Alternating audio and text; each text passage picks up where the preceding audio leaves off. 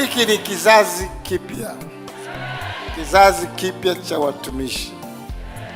Jenerali, ninakuheshimu sana na naheshimu huduma ya ufufuo na uzima. Thank you for coming. Anaitwa nani?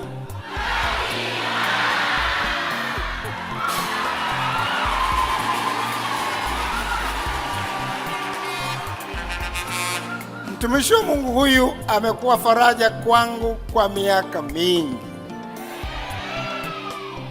Nikitaka faraja, basi napata faraja kwake. Ni mtumishi wa Mungu wa thamani, na hivyo tunakwenda kupokea salamu zake za thamani. Karibu Jenerali Josephat Gwajima.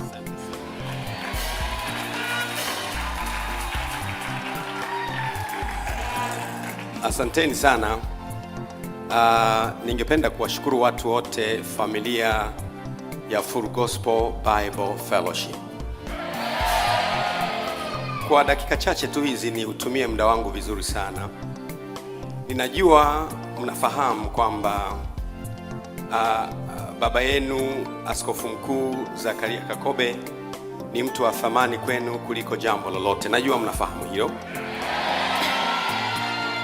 Ila nataka niwaongezee mambo kadha wa kadha ambayo yeye askofu hawezi kuyasema yeye mwenyewe, lakini mtu wa aina yangu anaweza kuyasema. Unajua, kwenye karne ya kwanza tulikuwa na Ukatoliki baada ya Mfalme Konstantin kule Ulumi kuwa amempokea Yesu. Lakini kwenye karne hiyo ya 4, lakini baadaye kwenye karne ya 16 wakatokea wengine. Akatokea Martin Luther, ni binadamu ambaye alikuwa ni padiri wa kanisa Katoliki. Akatoka ndani ya Ukatoliki baada ya kugundua mambo kadha wa kadha hayakuwa sawa. Kwa hiyo likaanza dhehebu la waliokuwa wanamfuata, likaitwa kwa jina lake. Yeye alikuwa anaitwa Martin Luther. Kwa hiyo wote waliomfuata kwenye karne ya 16 wakaitwa Lutheran. Ndio maana tuna madhehebu ya Lutheran leo na madhehebu mengine yasiyo Katoliki. Kwa hiyo karne ya 16 na ya 17 zinaitwa karne za Reformation, za mabadiliko, ambapo watu walikuwa wanaijua kweli, wanatoka kwenye giza wanamwendea Mungu kwa wakati wa matengenezo. Baadaye muda umeendelea, kwenye karne ya 19 hiyo kukawa na uamsho huko Marekani, Azusa Street. Kwa hiyo tukapata wamishonari wengine walioleta Ukristo Tanzania. Baadhi yao wakatokea nchi za Scandinavia, Sweden na Norway na Denmark, na wengine wakatokea Marekani. Kwa hiyo tukawa na Ukristo wa aina moja, kwamba kuna madhehebu yaliyoanzia nje yameanzishwa na watu, lakini yakaletwa mpaka hapa kwetu Tanzania au Afrika.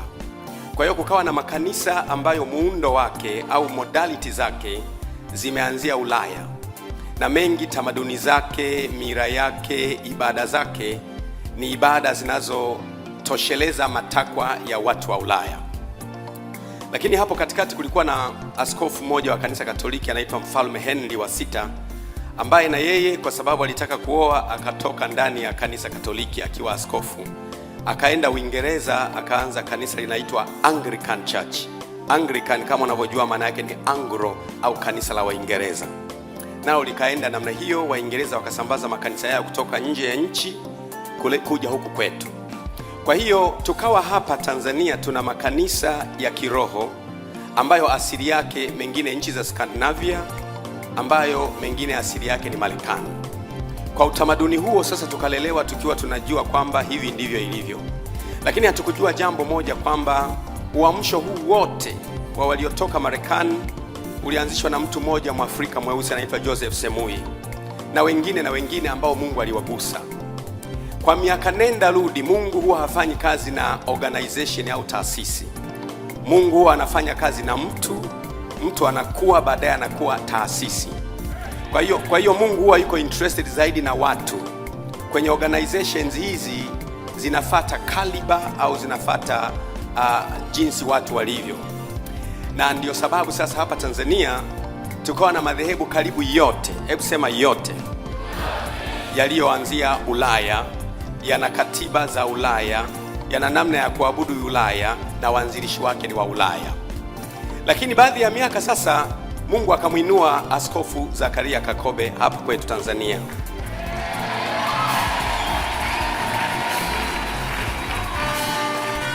Ilikuwa ni mapema sana ambapo makanisa ya Kipentekoste kulikuwa hakuna mtu mwenye college ya kuguswa na Mungu, kupewa kitu na Mungu kutoka mbinguni na kuanza mwenyewe. It was too fearful because we just believed that good things comes from America. Na ilikuwa ngumu sana kwa mtu kuanza. Basi mtumishi wa Mungu akaguswa na Mungu akaanza, wakati wa giza kubwa sana. Wakati ambao madhehebu yaliyokuwa yameanzia hapa, sihitaji kuyataja, yalikuwa yanaona kana kwamba wanaoanzia ndani ya Tanzania ni tishio kwao. Kwa hiyo wakaitwa mara wana mashetani, mara ni free masonry, mara wanafanya miujiza kwa kutumia nguvu za giza. Hiyo ilikuwa ni hofu ya madhehebu yaliyokuwa yameanzia nje ya nchi, yakihisi kwamba kinachotokea nje ya nchi ni bora kuliko kinachotokea hapa. Kwa hiyo mtumishi wa Mungu akawa ni mtu wa kwanza kati ya walio hapa Tanzania kuanza sasa kuguswa na Mungu kuanzia hapa. Walikuwepo wengi ambao waliguswa, lakini it takes a courage. Inagharimu moyo wa simba. Unajua kuna magari, kuna Land Cruiser, kuna Hummer, kuna Chevy, kuna Range Rover, lakini pia kuna bulldozer. Bulldozer zinatangulia kwanza mbele kuchonga barabara, kufanya barabara iwe safi. Baadaye mkiziona Land Cruiser zinakimbia, mnasifia Land Cruiser. Kila mahala ambapo pana barabara kuna doza lilipita wakati fulani likatengeneza njia. Kwa hiyo askofu wangu ndiye doza aliyepita kutengeneza njia ya Upentekoste Tanzania, na Wapentekoste wakapata college ya kuanzia hapa na kusonga mbele. Amesema rafiki yangu Mtume Mwingila hapa kwamba alikwenda yeye kule elimu kwa njia ya posta, akamkuta anahubiri injili yeye akiwa Mluteli. Unaona ukweli wenyewe. Mimi nilipokuja Dar es Salaam hapa nilikuta tayari kazi inaendelea. Lakini kwa kuwa nilikuwa nimeshasikia kuna mtu mmoja ambaye ametengeneza barabara katikati ya maji, amechonga njia katikati ya jangwa, ametoa maji mahala ambapo kwa asili maji hayapatikani, amelazimika samaki wakapatikana muda ambao si wa kuvua samaki. Nikasema ni muhimu nimuone mtu yule. Nikaja nikamuona, nikajifunza kwake mambo kadha wa kadha. Na kwa namna hiyo alipochukua yeye ujasiri wa kuandikisha huduma yake imekuwa ni kati za huduma za kwanza zinazoanzia Tanzania kusajiliwa, na ikawa na makanisa pote Tanzania. Kupitia hiyo watu wengine wakashika kasi. Askofu wangu Askofu Gamanywa alikuwa naye anafanya kazi vizuri sana. Wakati nafika mimi Dar es Salaam, kanisa letu lilikuwa chini ya Askofu Gamanywa, naye muona huyu. Alikuwa mtu mzuri sana. Alitu accommodate vizuri. He was just good. Unavotuona tuko hivi, we are simply one. Tuko pamoja kwa namna tofauti na kazi yetu ni moja. Nilichotaka mimi kuwatia moyo watu wa hapa kwamba huwezi kutambua thamani ya vitu unless vimetolewa kwako, vikitoka kwako. Ninawaomba msiwe wajinga kiasi hicho. Askofu Zakaria Kakobe alichonga njia katikati ya giza kabisa, na baadaye huduma nyingi zikaanza kusajiliwa. Mtumishi wa Mungu Mwingila akasajili huduma ya kwake, nayo imekuwa imeijaza Tanzania. Mtumishi wa Mungu Gamanywa akasajili huduma ya kwake, nayo ikaijaza Tanzania. Mtumishi wa Mungu Maboya naye akasajili huduma ya kwake, ikaijaza Tanzania. Fernandez naye akasajili huduma, wakaijaza Tanzania.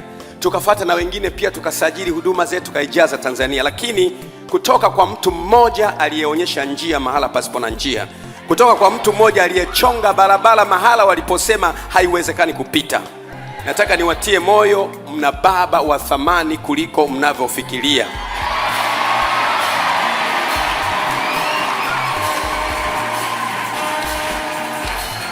He is not only a father to you as the Full Gospel Bible Fellowship.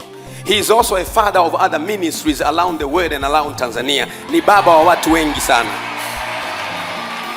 Na ukitiona tunakuja hapa, tunakuja kwa ujasiri kabisa kwenye familia ya Full Gospel Bible Fellowship, ambayo mwanzilishi wake amakuwa inspiration ya watu wengine kuanza huduma na kuijaza Tanzania. Niwaombe kwamba mlinde sana hiki kitu cha thamani ambacho kimeanzia hapa kwetu Tanzania na kimeleta uvuvio wa Watanzania wengine waliokuwa na hofu ya kuanzia Tanzania. Sikiliza vizuri, kila huduma unayoiona imeanzwa na mtu. Kanisa Katoliki limeanza Konstantini mfalme wa Urumi alipoamua kuwa Mkristo.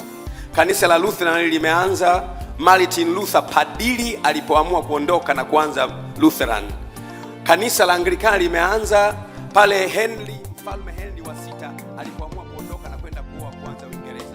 Kanisa la Mennonite limeanza Simon Meno alipoanza. Kanisa la Moravian limeanza Moravian alipoanza. Ni watu wameanza, wanageuka baadaye kuwa taasisi. Ndivyo ilivyoanza Full Gospel, imeanza na mtu mmoja, askofu baba yetu pamoja na mke wake. Baadaye wamegeuka, wamekuwa taasisi kubwa, wamekuwa lile jiwe kubwa, limekuwa kubwa na limeijaza Tanzania. Watu wa Full Gospel Bible Fellowship, tunzeni hiki kitu cha thamani mlicho nacho, songeni mbele. Mkiona maji, songa mbele. Mkiona milima, songa mbele. Mkiona mapoli, fyeka, songa mbele. Kuna mambo makuu mbele kuliko kule tulikotoka. Mungu awabariki sana. Asante sana.